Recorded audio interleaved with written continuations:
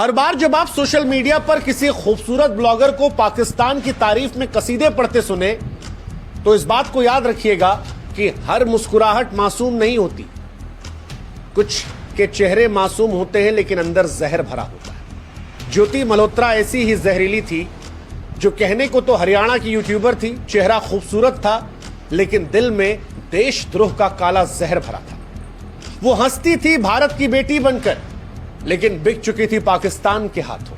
ISI का एक जिंदा टूल थी जो यूट्यूब और इंस्टाग्राम के जरिए एक तरफ भारत के युवाओं के दिलों में पाकिस्तान का मीठा जहर घोल रही थी तो दूसरी तरफ भारत की जानकारियां लव जिहाद में पढ़कर पाकिस्तान को पहुंचा रही थी। सोशल मीडिया पर इश्क लाहौर की पोस्ट करके गद्दारी भारत से कर रही थी। भारतीय सुरक्षा एजेंसियों और पुलिस ने उसे धर दबोचा, उसने लिखित में कबूलनामा किया, लेकिन सवाल यह है कि ऐसे देशद्रोहियों का भारत में गटर कितना गहरा है। कितने और ज्योति भारत की मिट्टी पर सांप बनकर रेंग रहे हैं। ऐसे सच कहें तो धिक्कार है ज्योति और ज्योति जैसे लोगों पर जो भारत के लिए जिंदा बम है। धिक्कार है ऐसे गद्दारों पर जो इश्क, शांति, संवाद जैसे शब्दों के पीछे छिपकर हिंदुस्तान को नीलाम करने की सोचते हैं। कौन है ज्योति मल्होत्रा, आज सबके मन में सवाल है। हालांकि हम चाहते हैं कि हमारे वीडियोस पहुंचेंगे। ज्योति मल्होत्रा हरियाणा की ट्रैवल ब्लॉगर थी। यूट्यूब और इंस्टाग्राम पर लाखों फॉलोअर थे। पूरी प्रोफाइल जो है वो पाकिस्तान पाकिस्तान पाकिस्तान से भरी पड़ी है। दिखने में खूबसूरत, आवाज सुंदर।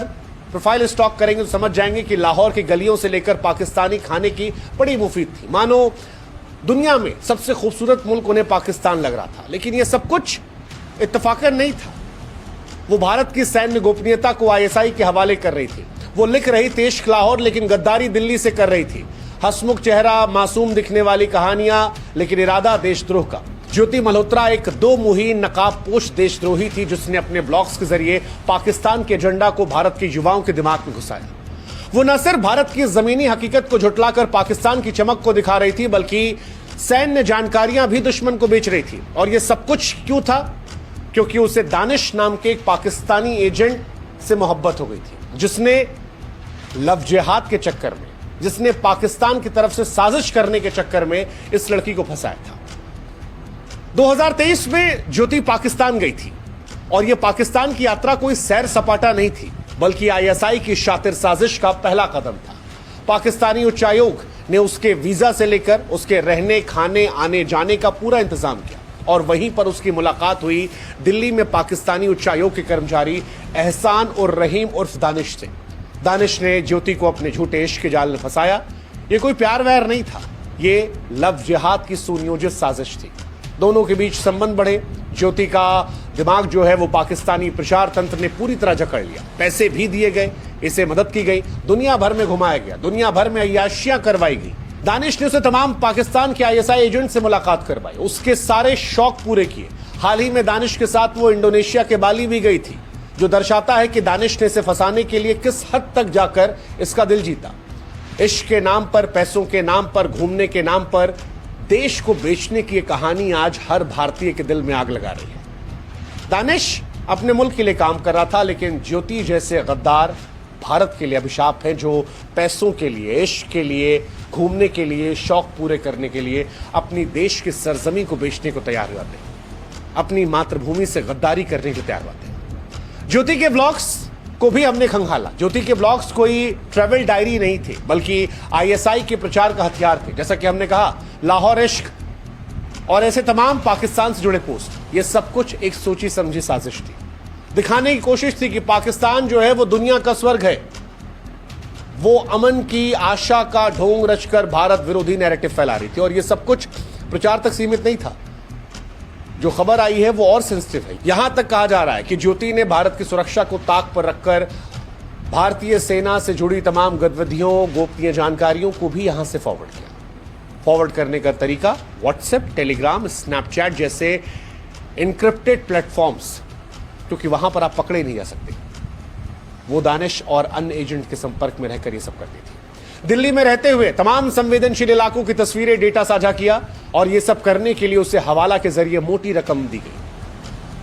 लेकिन इन सब के बीच में वो भारत की अस्मिता को नीलाम कर रही थी। ज्योति ने जो किया वो सिर्फ गद्दारी नहीं है, भारत की रीढ़ को तोड़ने वाला खुला युद्ध था। ऐसी हरकतों के लिए जितनी बड़ी सजा दी जाए शायद वो कम होगी। सच कहा था शौर्य फिल्म में ब्रिगेडियर प्रताप सिंह ने कि दुश्मन सिर्फ देश के बाहर नहीं होते, दुश्मन घर के अंदर भी होते हैं, गद्दार देश के अंदर भी होते हैं। और ज्योति जैसे गद्दार जो भारत की सुरक्षा को ताक पर रखकर देशद्रोह खेल खेलते हैं, वो भारतीयों को शर्मसार करते हैं। बड़ी शर्म आ रही है कि दिल्ली में रहते हुए भारत की जानकारियां साझा की जा रही थी।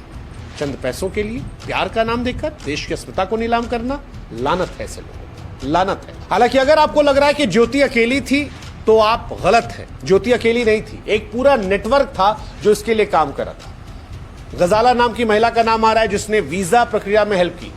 यामीन मोहम्मद का नाम आ रहा है जिसने हवाला के जरिए ज्योति को पैसे भिजवाए। अरमान नामक एक व्यक्ति का नाम आ रहा है जिसने डिफेंस एक्सपो 2025 की जानकारियां पहुंचाई और उसके बाद एक्सेस दिया, और ये सारी जानकारियां हिंदुस्तान से पाकिस्तान गई। अब सवाल यह है कि जब ज्योति अकेली नहीं थी और उसके साथ कई और लोगों का नाम निकलकर सामने आ रहा है, तो फिर यह परेशान करने वाला है, क्योंकि कोई नहीं जानता कि भारत में ऐसे और कितने गद्दार हैं, कितने ऐसे सांप हैं जो भारत में रहते हैं और पाकिस्तान के हाथों बिके हैं। कोई नहीं जानता भारत में कितने लोग पैसों, झूठे इश्क, धार्मिक उन्माद के लिए अपनी मातृभूमि को बेच रहे हैं। सच कहें तो ये घर के विभीषण है जो भारत की जड़ों को खोखली कर रहे हैं। बाहरी दुश्मन से सेना तो निपट रही है, बाहरी दुश्मन को सेना सबक भी सिखा रही है, लेकिन सवाल यह है कि जब अपने ही घर में ऐसे गद्दार बैठे हो तो फिर क्या करें?